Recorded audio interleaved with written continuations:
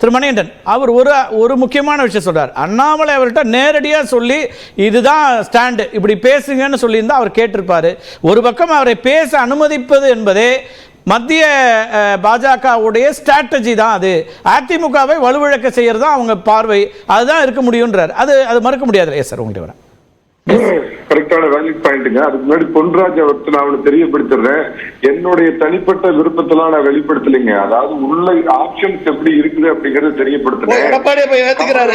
எடப்பாடி வந்து பிஜேபியோட போறதுக்கு ஓகே தானே? கொஞ்சம் இருக்கு சார், கொஞ்சம் அமைதியா இருக்கு. நீ ஒவ்வொருத்தரா பேசலாம். 4.5% ஓட்டு வச்சிருந்த கமலஹாசன் திமுக கூட்டணிக்கு போனதுக்கு அப்புறமும் பாத்தீங்கன்னா அந்த கூட்டணி 6% ஓட்டு குறைஞ்சிருக்குன்னா இப்ப கமலஹாசன் ஓட்டு எங்க போச்சுன்னு ஒரு கேள்வி இருக்குது.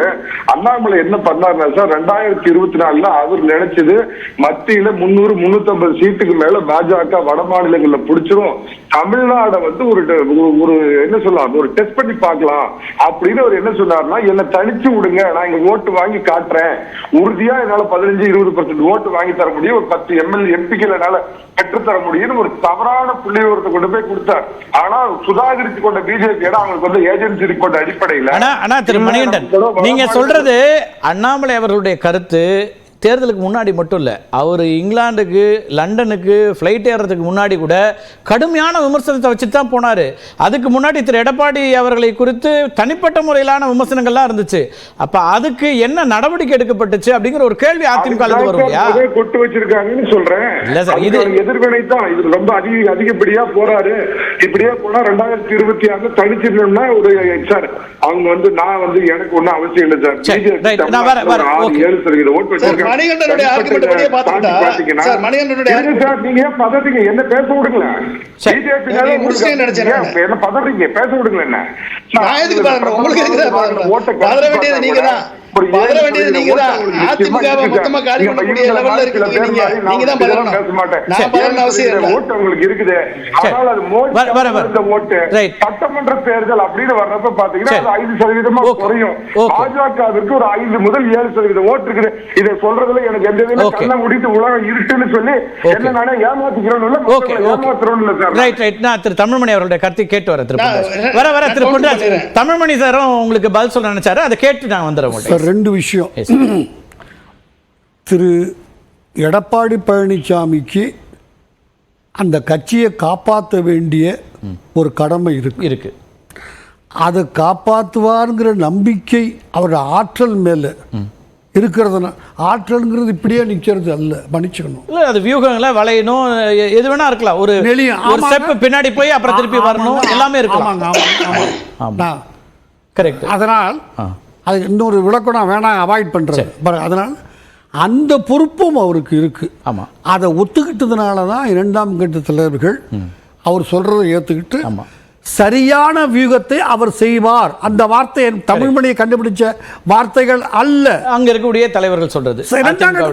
யாரெல்லாம் இவர் எதிர்த்து ஓஹோடு சத்தம் போடுவாங்கன்னு நம்ம எதிர்பார்த்தோமோ அவர்கள் அவர் தலைமையை ஏற்றுக்கிறோம், அவர் கண்டுபிடிச்சு எங்களை கரை சேர்ப்பார். ரைட்.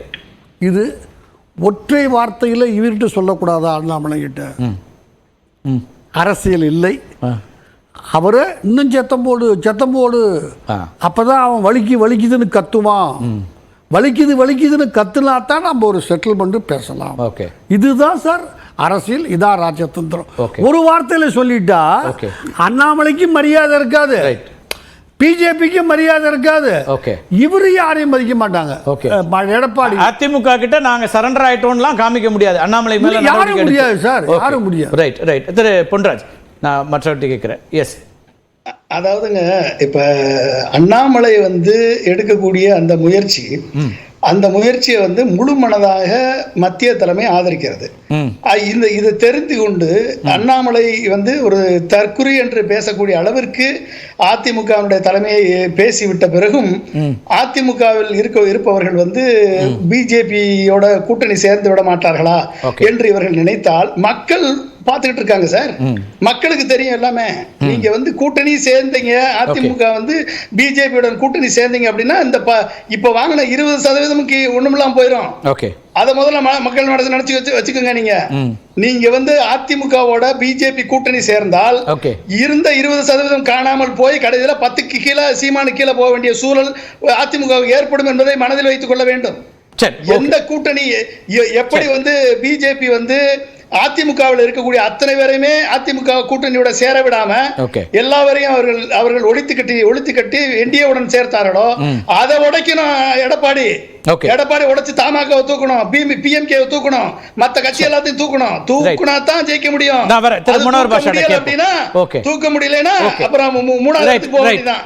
பேசலாம்.